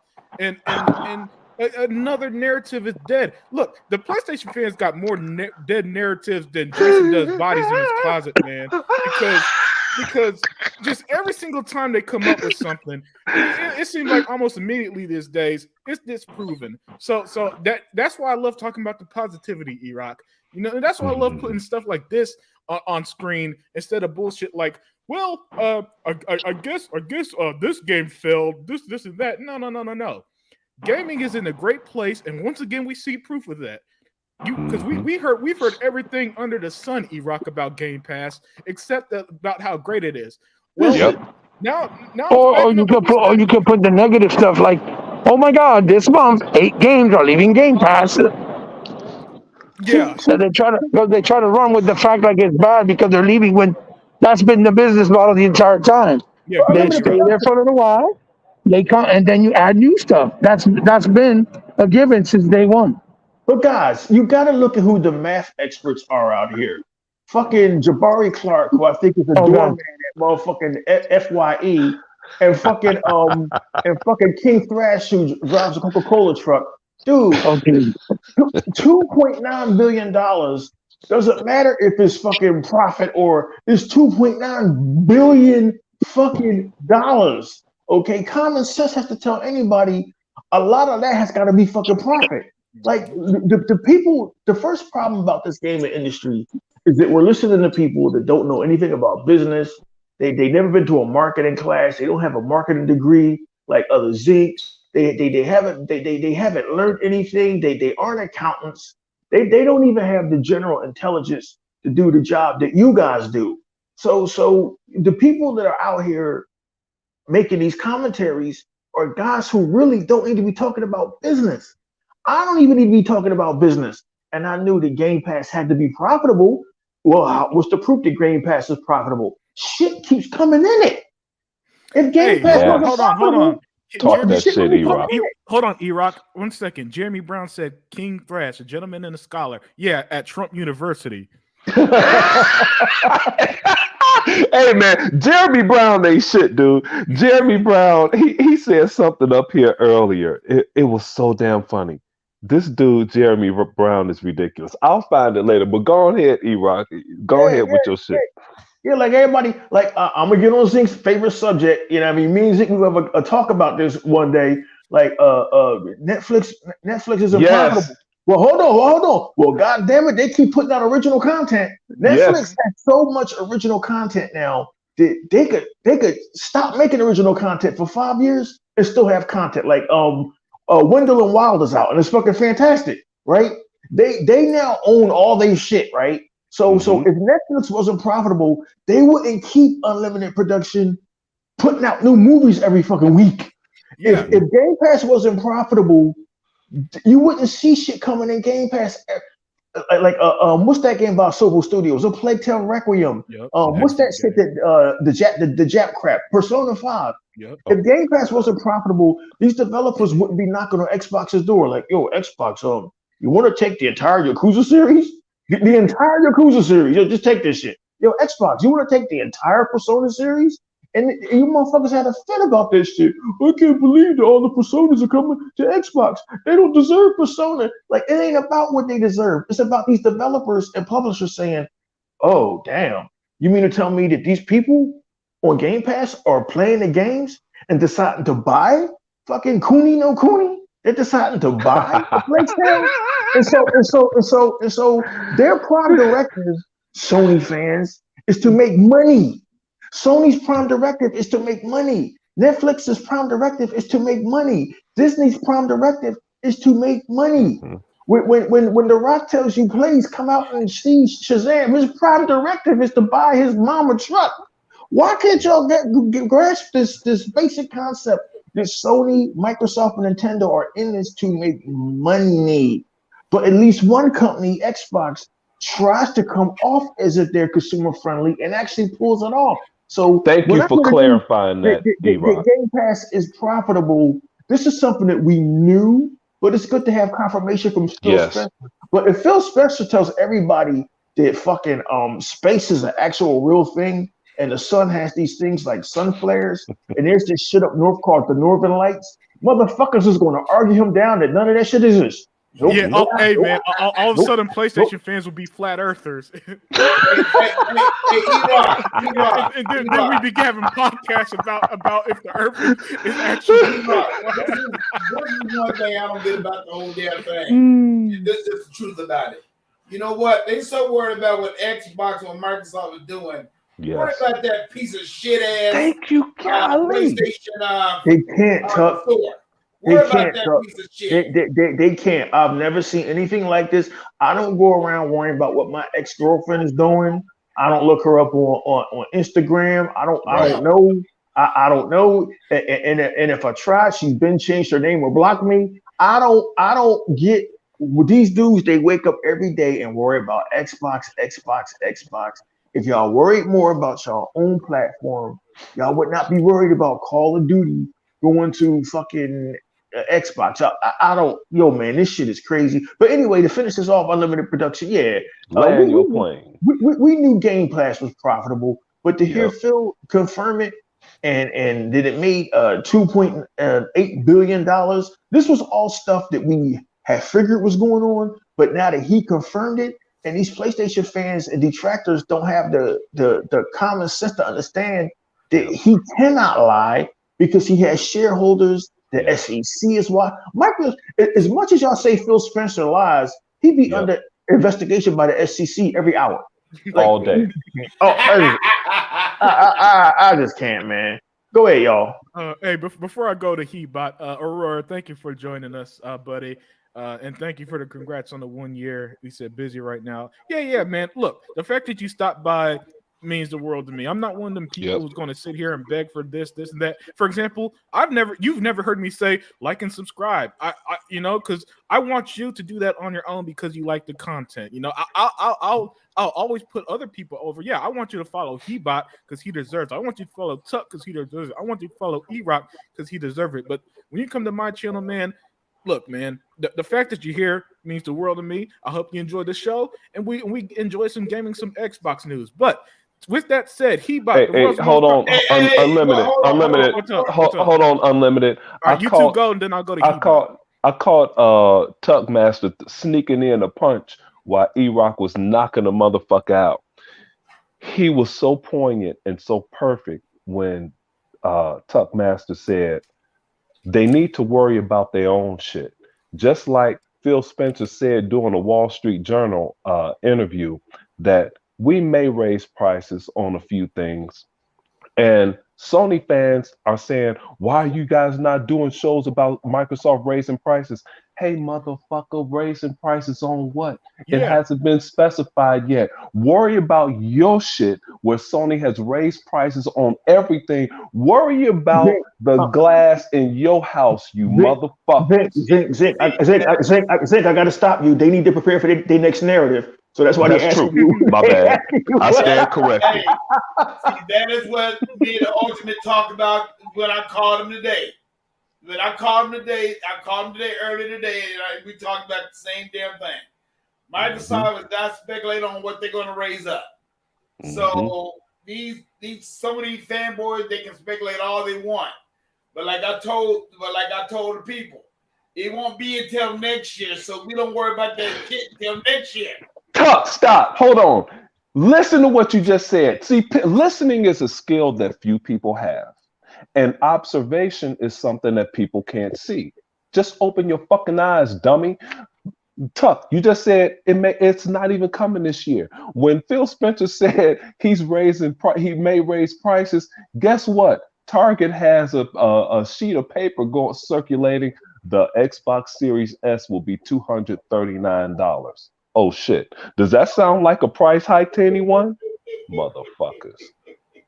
Yeah, And then another thing too, everything, it don't make no damn sense. I mean, hell, we talk about next year, and we don't even know what they're gonna do next year. They might raise them up, and they might not raise them up. You never tell. Well, you know how it is. You know how it is, Tuck. People be going through Phil Spencer's words like a detective. Yeah, you know they do. They put Inspector Gadget to shame and shit. Pink Panther. Pink Panther. Shit, they make James Bond look like fucking shit. Fuck him. They turn into that Cargo. They turned into that Agatha Christie nigga Perot. They had a monocle on and shit. In the fucking hat. They had a microscope and shit. They're the only ones who found Carmen Sandiego. Hey man, hey y'all, like I told this one guy at work today. It worked yesterday. I said, dude, man. It doesn't make no doggone difference what Microsoft does. They said next year. What the hell did PlayStation 5? What did Sony do? They just land a bombshell on your ass like it ain't nothing. And now you got to pay $50 more for a damn system that you might get and you might not get. Because, like you said, people in Canada, they got to spend close to $700 for the system, $100 for a game. Oh, they might not get no sales. Look, at the end of the day, whether they have a price hike or not, they still got options. We got Xbox All Access. You understand what I'm saying? Yeah, like you said. It's not like Sony that if you want that console, you have to buy it straight up on the value and get whatever you can for trading in whatever you got. But Xbox, you don't got to do that because you got all access. You can pay it monthly. Then you get no interest charge, and you don't have to worry about it. You're good. You see what I'm saying? So regardless whether they're going look, and they anyway, go ahead, finish it. When it's my turn, I'll say what I have to say. Hey, he bought. That's how I bought two of them. That's how I bought two Right. of them. Right. I got one of my man cave, and my son got the other one. And they already when niggas up You got one of your kennel Tuck down there in your kennel, brother. That was uncalled for, E-Rock. Hey man, puppy barking, motherfucking even the chat is getting on the Sony dudes. I love it. Hey, Hebot, go ahead on the topic, man. Well, I mean, look, when you see the creator of Yakuza, right? That came out and blatantly straight out said that Yakuza has been the most successful, okay, the Mhm. most successful it has ever been in its history because of Game Pass. Wow. That's why these motherfuckers are salty. Wow. Yakuza's been on PlayStation since PS3, right? And all those years it's been there, they never said it's been successful. The game creator and director said Yakuza series for the first time in history has been Yep. the most played and most successful than ever before, and it all is all thanks to Game Pass. Yes, That it means is. Microsoft discussed and showed them the data with the game. And Yep. whatever they're paying them based on whoever buys the game, when it's after they put it on Game Pass or how many times it gets downloaded, they probably gave them a cut, and that is why these motherfuckers are salty Yep. because not only the narrative was that it was the welfare pass, that it wouldn't work. Listen, most people got Game Pass because that they were like, this can't be real. That you can play your exclusive day and day. I'll just get it and see. And then when they saw it, damn, it's real. Yep. They started telling people, and they started telling more people, yo, you get Game Pass. You got games there, right there. You got all the exclusives. You got third party. You got indie games coming day and date. You got exclusives coming day and date. And again, everyone, all of us, even us here, we were all skeptical when it first was announced because it's never been done, right? Not in the level that Microsoft did it. Yeah, Sega did this, and so did I think was Intellivision back in the 80s, right? And they tried to do a subscription service, and they did with gaming, but it didn't kick. It didn't kick out because it wasn't on the level that it is today with Game Pass. This was something that was done with, you had a few games, it worked through the modem, you paid $12.99 a month, and it didn't work, right? Because it was a broad idea too early in its life cycle. And now, it's no longer a broad idea because we live in the age of technology where the internet is very accessible to make a lot of things possible. You can do so many things. And so Phil saw this opportunity and he said, well, if they don't want to go out and buy games as much, right, or we can't get enough consoles sold, right, in certain countries, or And people remember, don't want to of pay for course, it, right? I know you know it. I know we all know it, but just as a reminder, Sony started it with Gaikai first. When they bought Gaikai, they tried Well, a the guy subscription they service, did the and Gaikai thing, yeah. those dummies just didn't know how to execute. Well, And the I'll problem talk about that later too. was unlimited. I mean, and others think the problem was two things. One, they were doing it streaming, right? It was streaming the games. Correct. That was number Yes. one, right? Mhm. And number two, you can sit here and bullshit all you want, but if you're a real Sony fan, you'll keep it 100. The price cost of it for the whole year was almost $300. Damn. And furthermore, Okay. they didn't have a way of reserves for returns. They didn't have No. products in there that could have reoccurring profits just by Yeah. making money. Because a lot of They the didn't stuff have they that. had in there was basically legacy old stuff. Absolutely. You were paying for a lot of old shit in there, right? And they're like, oh, we have all these games, way more than Game Pass. Yeah, because you have a lot of basically your back compat is attached to their service, to their PlayStation Now, right? And when it came out, again, I'll say it again, and you guys can look this up. The price was it was 200 to be exact. I think it was $287 or $89 for the year for the subscription. Crazy. That's what it was, and you weren't getting day and day exclusives. Nope. It wasn't off servers. It was streaming, and you had a lot of legacy titles and multiplats in there, right? That were old, not newer, but older. And That it was is streamed why with two cans tied together by a string. Right, and they didn't change the price to $10 a month until Game Pass did it. Because even before Game Pass did it, they were still doing prices at $30 a month and $35 a month. And again, you can go look it up. So Sony didn't do it until $10 a month until Microsoft created Game Pass.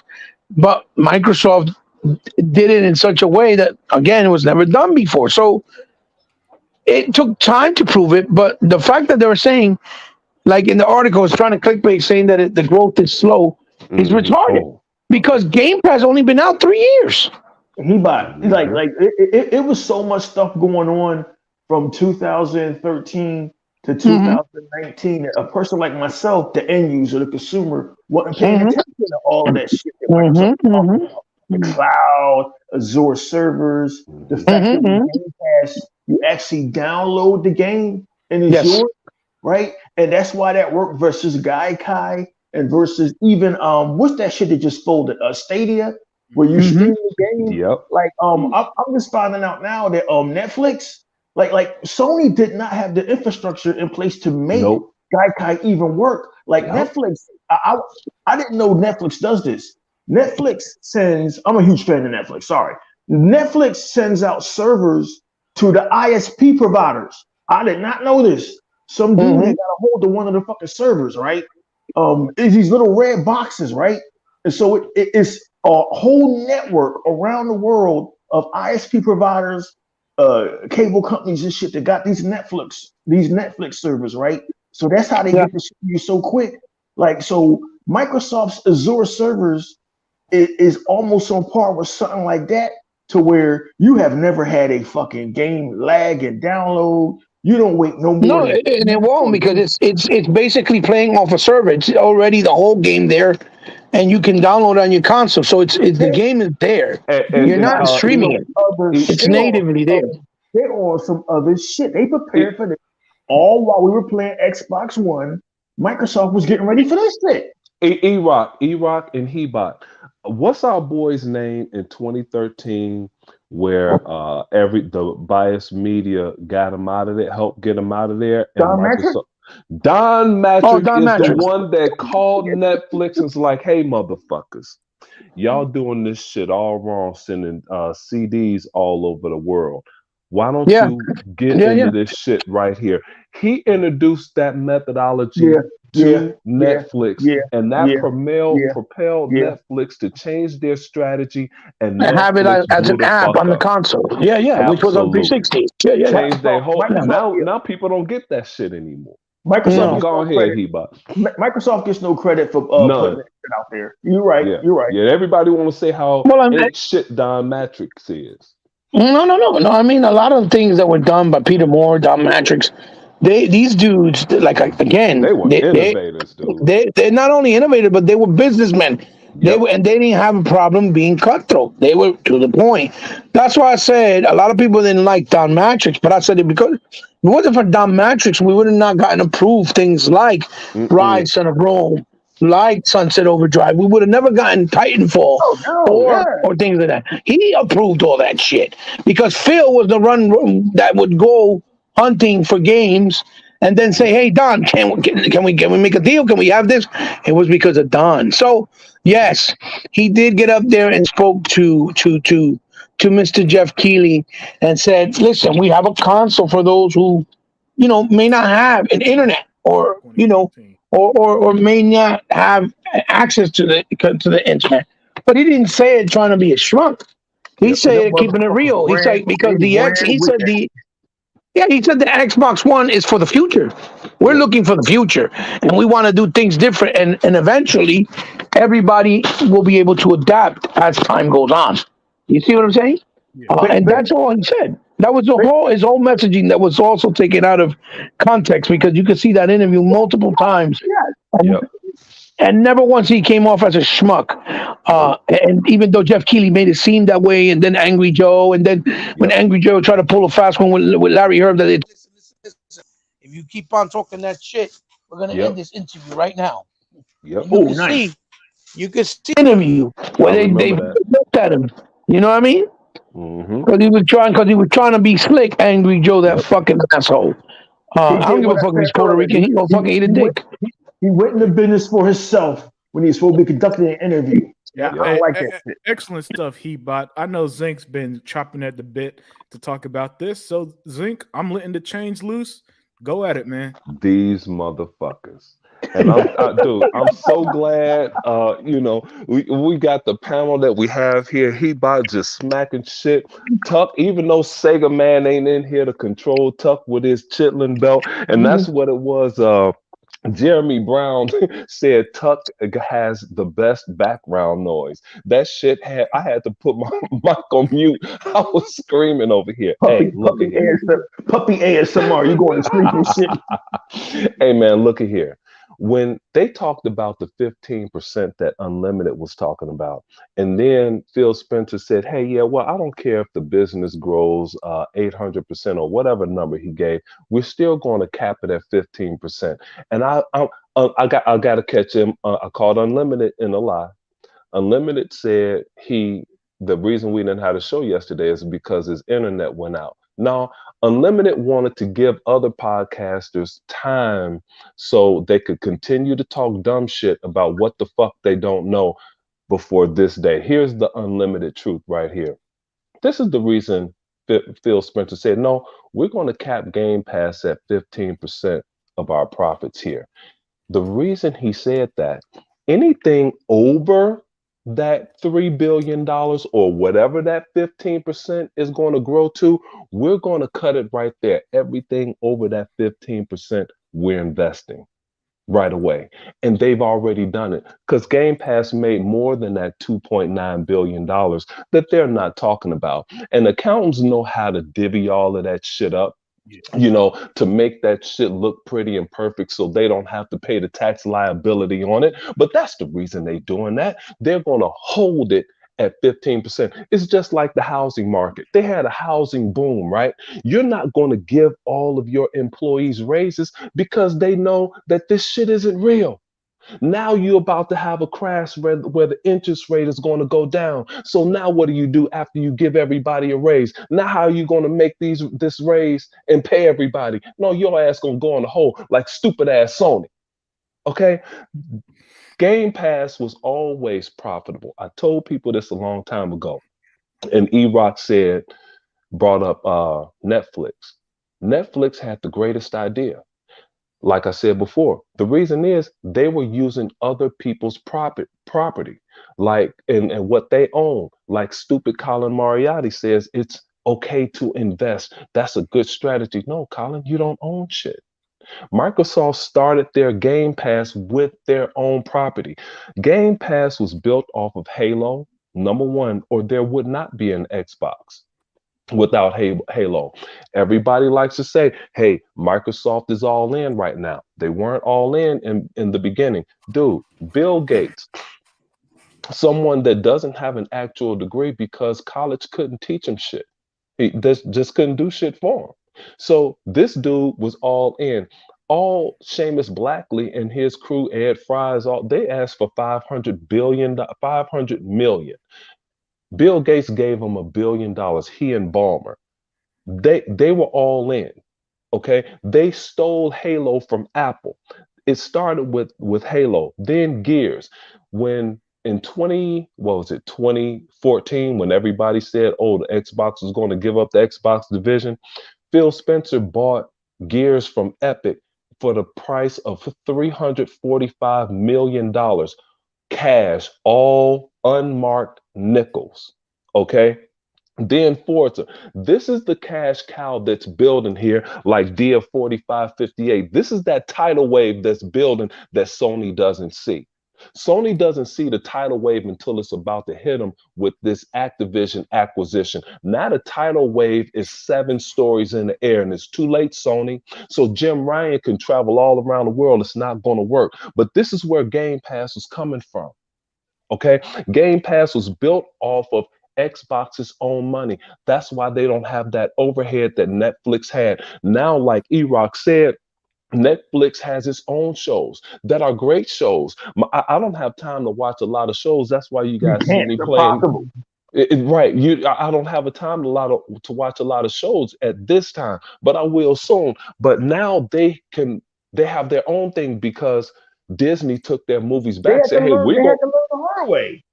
Yeah, so they learned the hard way, but now they can sustain themselves, and so all of these things were built up, and now Microsoft is playing with house money, dude.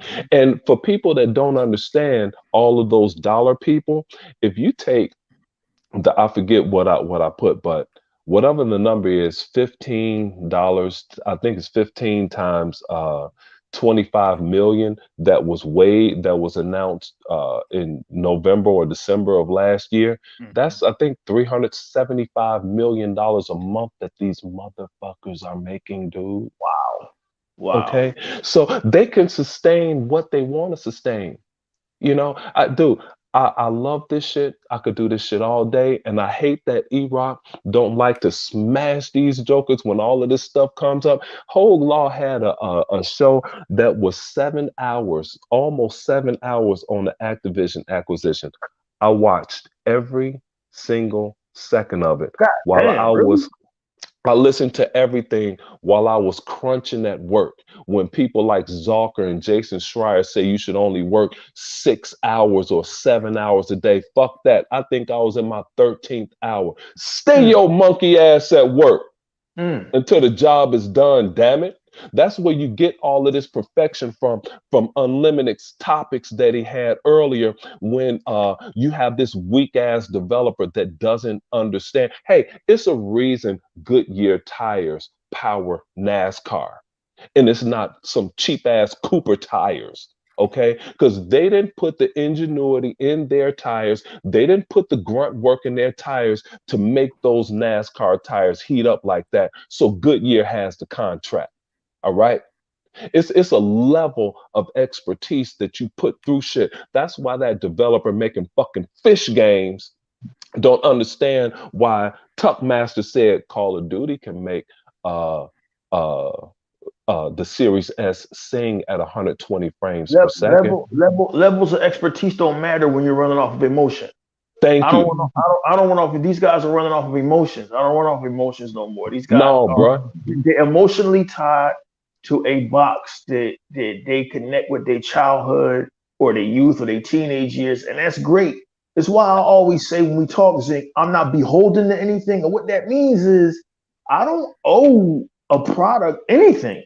Like if you're not entertaining me or giving me value, I don't have to keep buying your product.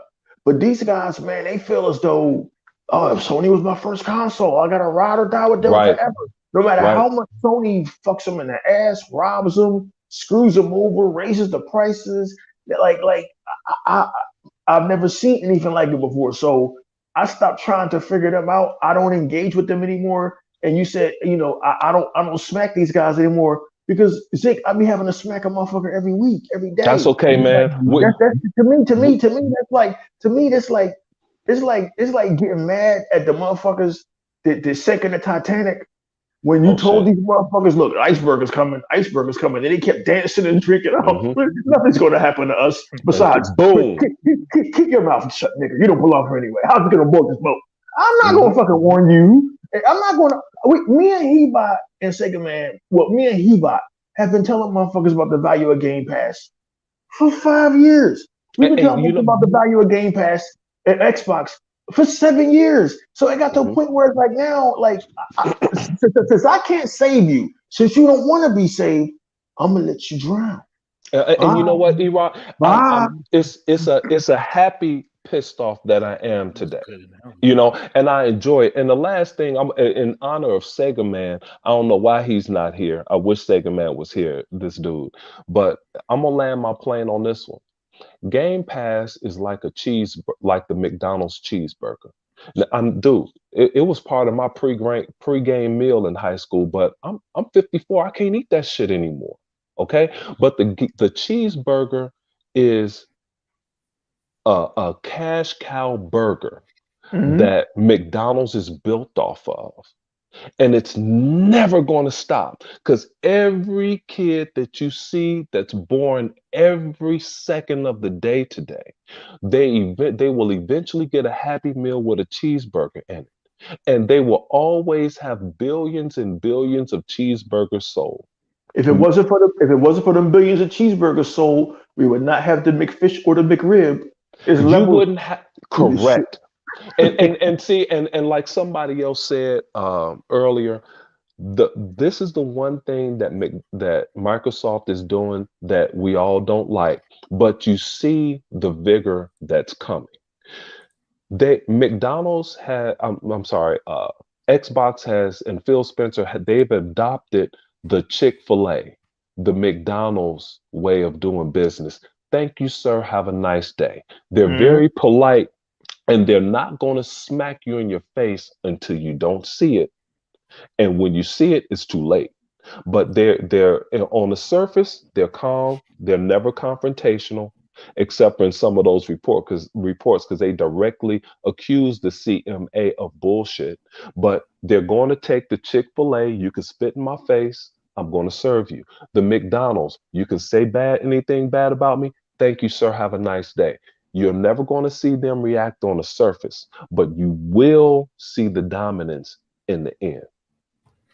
Hey, that was excellent. Beautiful. Absolutely excellent, Zink. Beautiful. Absolutely excellent, man.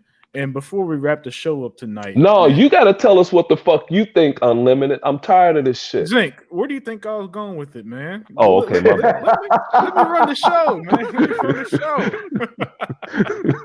show. Yeah. Hey, look, this ain't called the Unlimited Truth for no reason. But look, man, the way that I see it, all this, everything we talked about, it's just another tip of the cap to Xbox, man. Why Xbox is the best place to play. Why gaming is still great.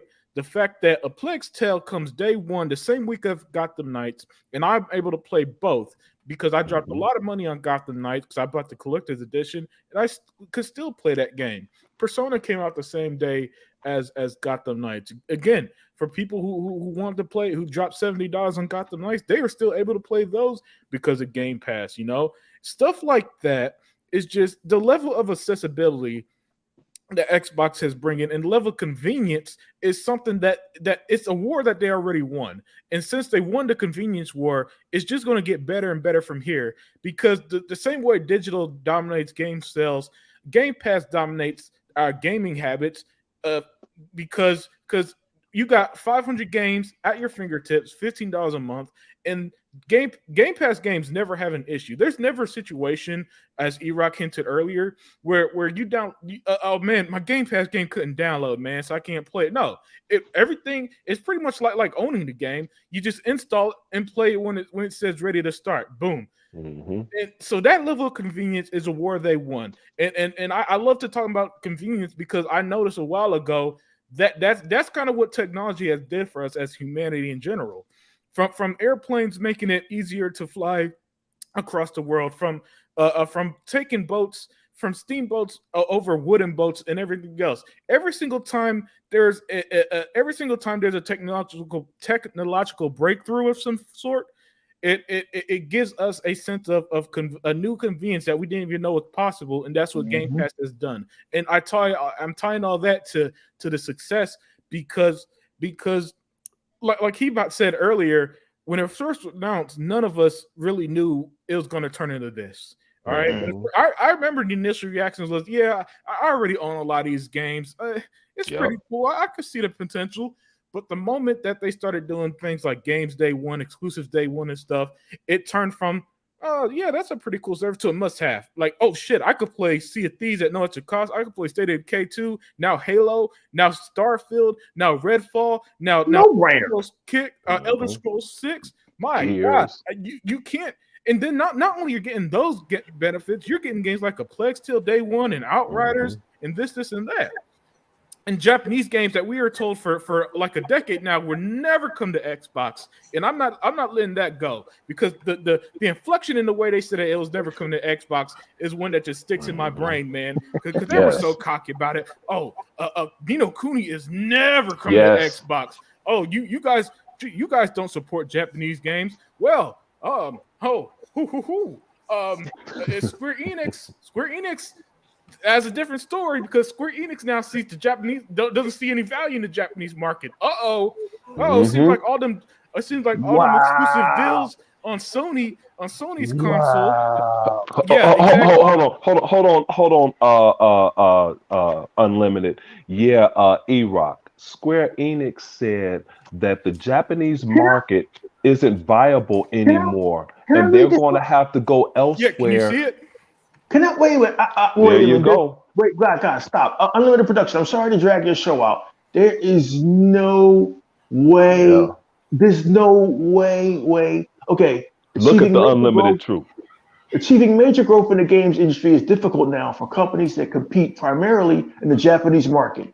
Given its graying demographics as such, it is critical for our business that we produce hit titles that speak to the global market, which offers greater scale in terms of both customers and sales volumes.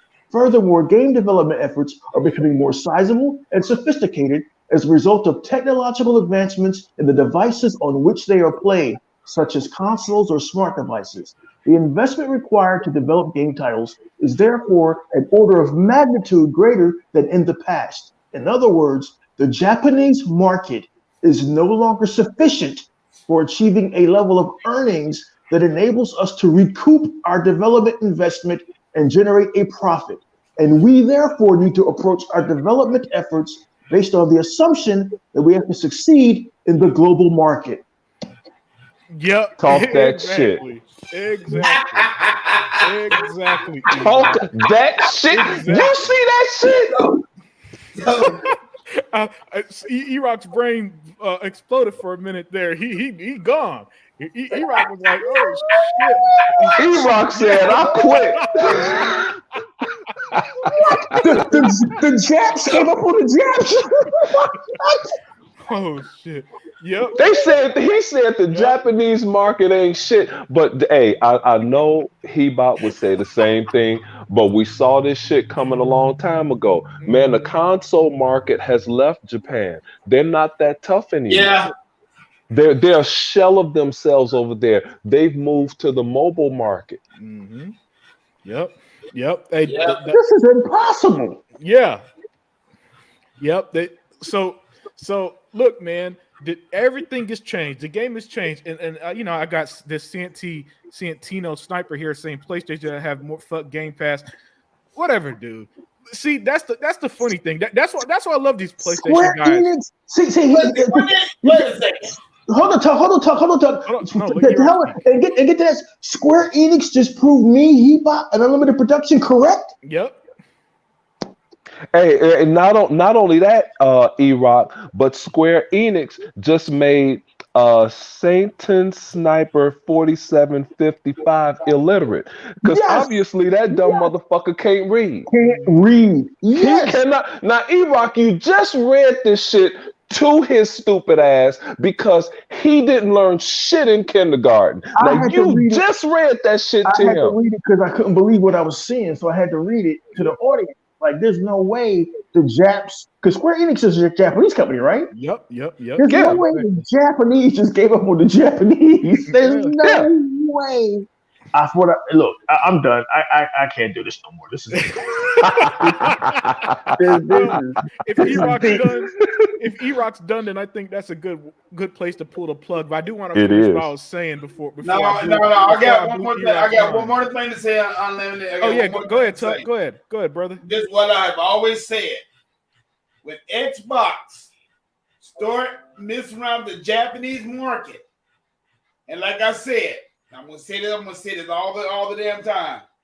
Whenever you got devices, you know, because like you said, the people in Japan, they like playing things on their phones.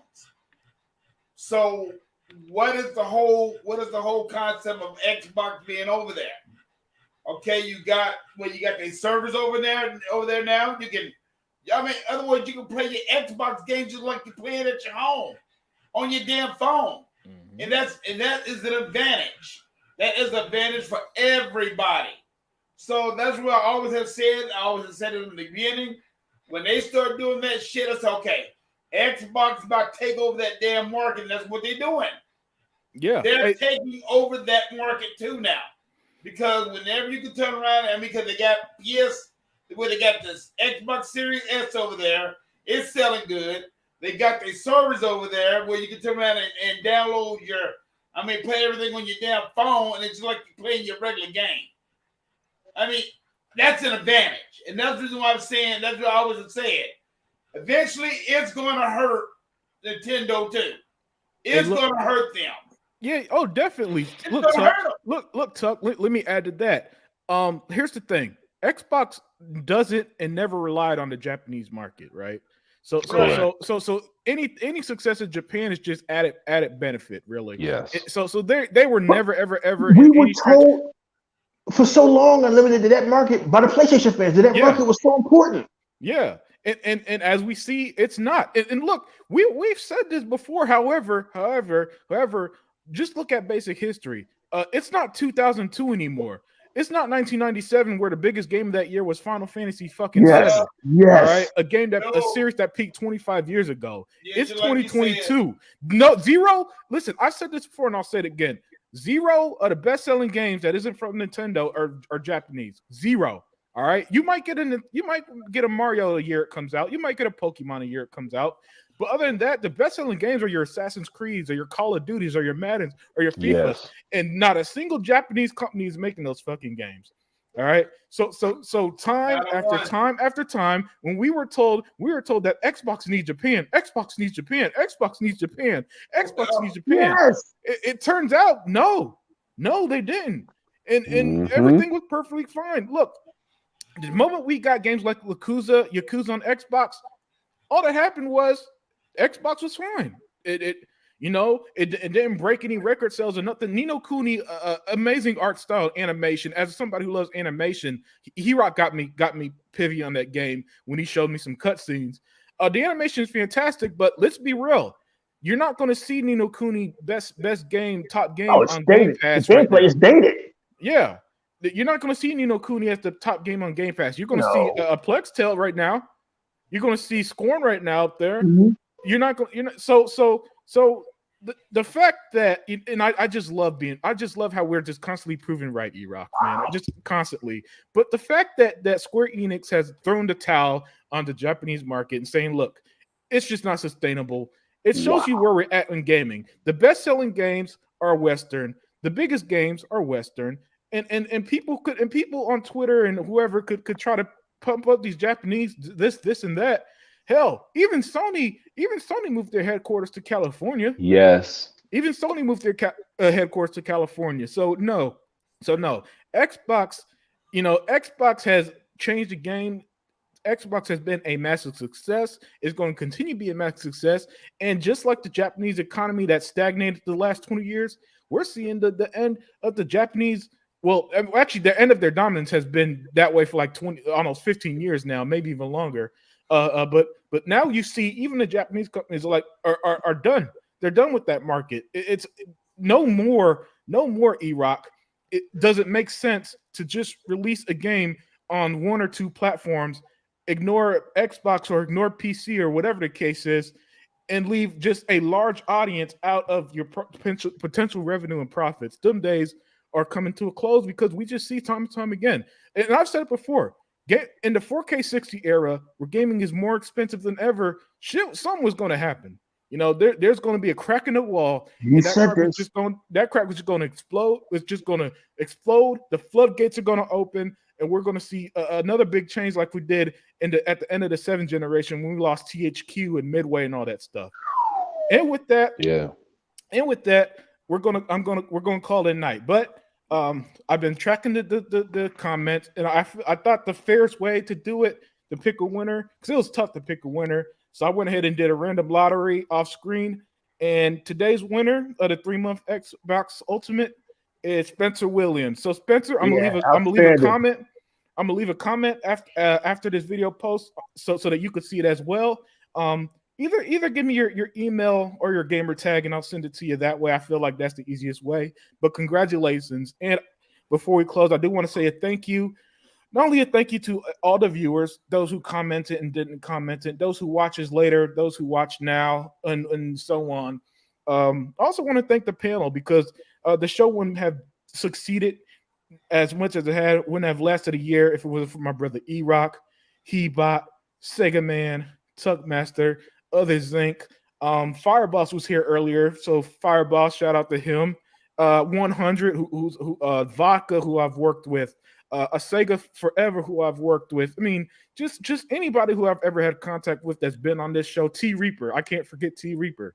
So I want to thank all of y'all too, man. This has just been a great journey that I hope continues. And as I always say, the truth comes when it's needed. And look, in the future, the truth is always going to be needed. So the show ain't going nowhere. Even if I disappear for a while, damn well when there's going to be a time when the truth comes, and I'm going to come out the shadows, man. I'm going to be coming out the shadows, coming out of nowhere, like Tupac, because they've been saying that nigga was alive since like 1997. All right. So with that said, Tuckmaster, man, let them know where they can find you. Hey, all I gotta say is this, guys, is a good group of guys that I'm hanging out with. But this is your boy DJ Tuckmaster 785, the original motherfucking pony killer. Can't stand ponies, and I can't stand Sony. I'd be glad when they ass fold up. So I will see y'all Sunday. We'll have our holiday special. We have our Halloween special. Yep. So get ready for that, Sony ponies. Excellent stuff. And E-Rock X, man, let them know where they can find you, my brother. Hey, you can find me on the E-Rock X channel, and you can join us this Sunday, 6:00 p.m. Eastern Standard Time for the Exile Podcast Halloween special, man. Should be a good time. Again, congratulations to Unlimited Production for making it a year. I didn't think he was going to make it because this dude called me like a year and a half ago and was like, yo, E-Rock, I got a girlfriend. I'm done with this shit. So I'm glad he's still here. I'm still reeling over the fucking Square Enix news. I feel like that dude from Ghostbusters 2, Janos Poha, when he saw the painting of Vigo, he was like, I'm stunned. I can't believe this shit. It is just wild. As we said before, a paradigm shift is happening, and it's happening in the direction of Western gaming and development. We knew this was going to happen. We just didn't know it was going to happen this fast, but it is happening. The Japanese are no longer a force in gaming. You fucking PlayStation fans, this is just one more nail in that coffin.